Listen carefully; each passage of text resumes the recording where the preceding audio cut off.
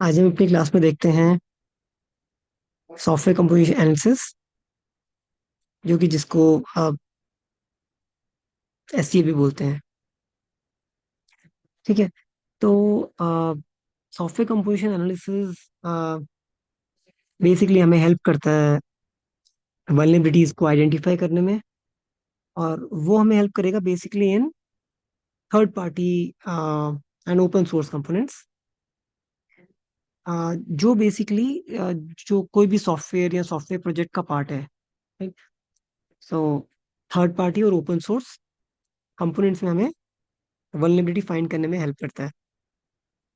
हम्म, तो हम कुछ कुछ लिस्ट ऑफ कॉमन वल्नरेबिलिटीज देखते हैं जहाँ पे हमें एससीए हेल्प करता है। ठीक है। तो पहला है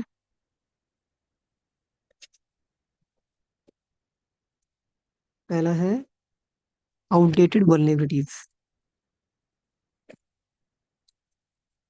और basically outdated dependencies.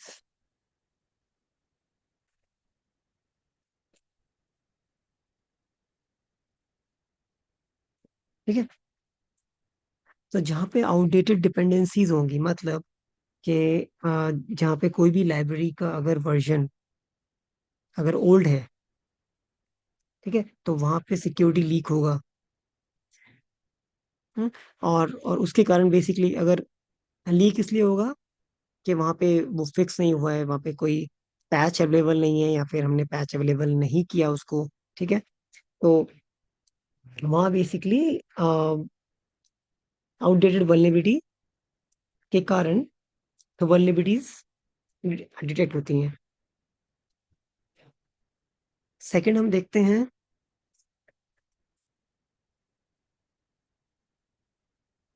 Known vulnerabilities in third party libraries.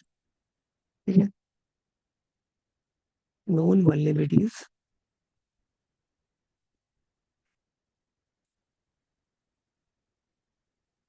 In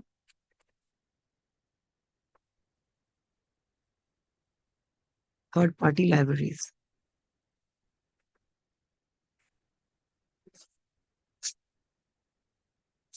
basically इसमें क्या होता है, जहाँ भी थर्ड पार्टी लाइब्रेरीज है, ठीक है, अगर सपोज आप कोई कोड लिख रहे हो और वहाँ पे अपने थर्ड पार्टी लाइब्रेरी या फिर ओपन सोर्स लाइब्रेरी आपने कॉपी किया या फिर डाउनलोड किया इंटरनेट से, ठीक है, तो वहाँ पे नोन वल्नरेबिलिटीज हो सकती हैं।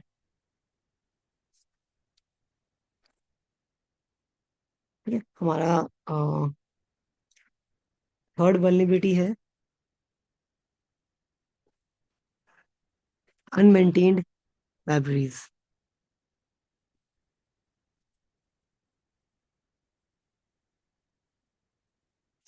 अनमेंटेन्ड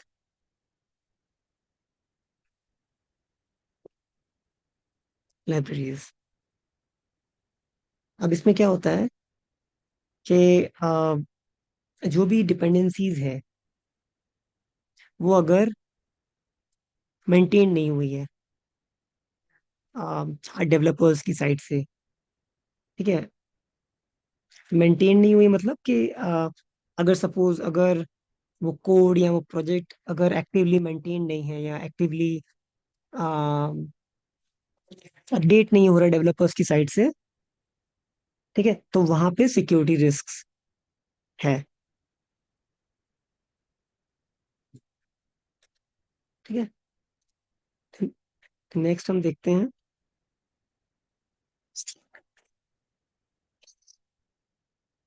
फोर्थ नंबर, एम्बेडेड सीक्रेट्स इन डिपेंडेंसीज।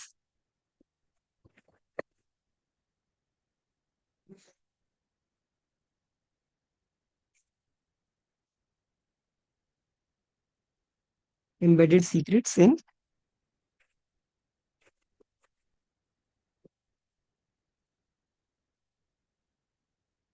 ठीक है, अब इसमें क्या होता है, जैसे सपोज आपने अपने कोड में ओपन सोर्स लाइब्रेरी को डाउनलोड किया, ठीक है, तो उसमें एक्सीडेंटली क्या होता है, एक्सीडेंटली जो डेवलपर ने वो लाइब्रेरी लिखी है, तो उसने एक्सीडेंटली बाय डिफॉल्ट कुछ sensitive data like API keys और क्रेडेंशियल्स, राइट, तो उसमें मतलब वो इंसर्ट हो जाता है, या फिर मतलब वो कोड के साथ चले जाता है।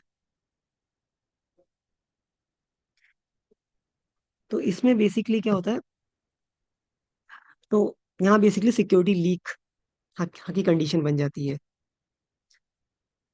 ठीक है, तभी हमने बोला गया embedded secrets.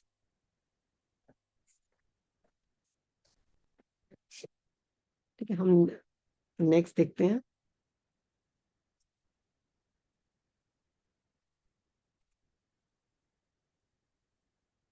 Vulnerable configuration files.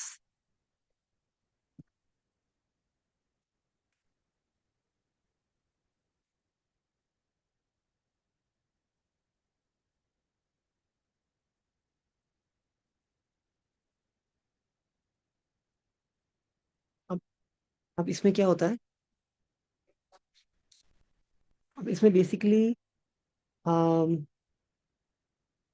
जहाँ भी कॉन्फ़िगरेशन फाइल्स की बात होती है, राइट, तो वहाँ basically default configurations in terms of, जो अगर हम सेटिंग्स की बात करें कि वहाँ पे कुछ कुछ इनसिक्योर कॉन्फ़िगरेशंस, इनसिक्योर पैरामीटर्स, तो वहाँ बेसिकली कॉन्फ़िगरेशन फाइल्स में आते हैं।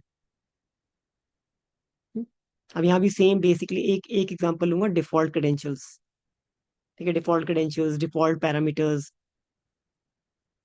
तो वो बेसिकली हमें हेल्प करता है या डिटेक्ट करता है फाइंड आउट करने में, through the help of SCA tool या सॉफ्टवेयर कंपोजिशन एनालिसिस की हेल्प से। तो अपन नेक्स्ट देखते हैं, insecure communication protocols. Insecure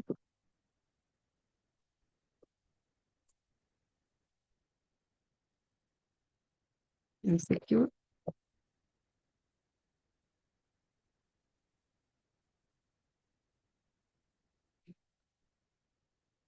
communication protocols.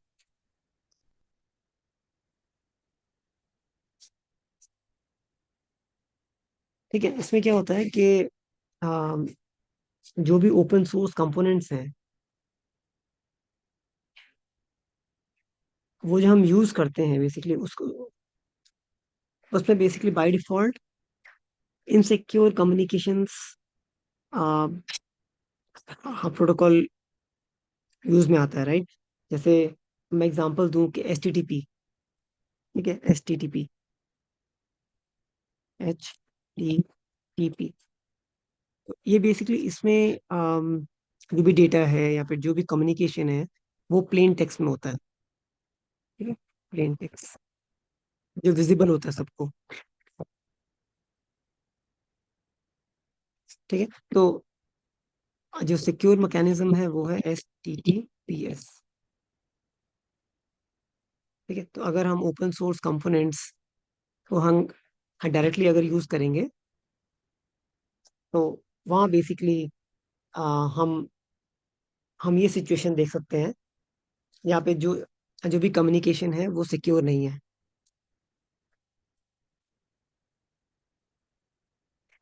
ठीक है, आगे हम नेक्स्ट देखते हैं,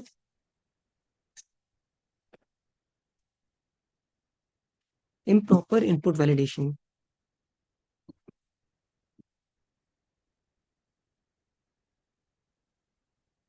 इम्प्रॉपर इम्प्रॉपर इनपुट वैलिडेशन।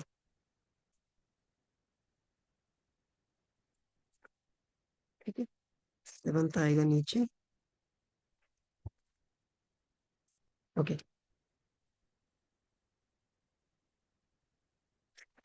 तो अब इस वल्नरेबिलिटी में क्या होता है, अब जो भी डिपेंडेंसी है तो उसमें अब, उसमें काफी बेसिकली ये ऑप्शंस आते हैं जहाँ जहाँ बेसिकली वो वैलिडेट नहीं हो पाता है या फिर वैलिडेट नहीं होता है। तो अगर अगर जैसे हमने कोई हार्ड डिपेंडेंसी यूज की, तो उसमें जो इनपुट वैलिडेशंस हैं, राइट, इनपुट वैलिडेशंस उसमें वैलिडेट नहीं होते हैं। ठीक है, या फिर जो टेस्टिंग टीम है उन्होंने प्रॉपरली इनपुट वैलिडेशंस को टेस्ट नहीं किया है अपने टेस्ट केसेस में। ठीक है, इस इस वजह से वहाँ पे वल्नरेबिलिटीज डिटेक्ट होती हैं। ठीक है, अब कुछ वल्नरेबिलिटी है जैसे एसक्यूएल इंजेक्शन या फिर क्रॉस साइट स्क्रिप्टिंग। ठीक है, तो ये कुछ वल्नरेबिलिटीज हैं जो इम्प्रॉपर इनपुट वैलिडेशंस की वजह से जनरेट होती हैं और फिर आइडेंटिफाई होती हैं based on based on tools और सॉल्यूशंस। ठीक है, हम अपनी हाँ नेक्स्ट क्लास में देखेंगे कौन सी रियल वर्ल्ड वल्नरेबिलिटीज हैं जिन्होंने ग्लोबली इम्पैक्ट किया है बेस्ड ऑन एससीए और based on software composition analysis. ठीक है, तो वो हम वल्नरेबिलिटी के एग्जांपल्स लेंगे, कौन कौन सी वल्नरेबिलिटीज हैं जिन्होंने क्रिटिकल या फिर हाई हाई लेवल पे ग्लोबल को इम्पैक्ट किया है। ठीक है, फिर देन की प्लानिंग।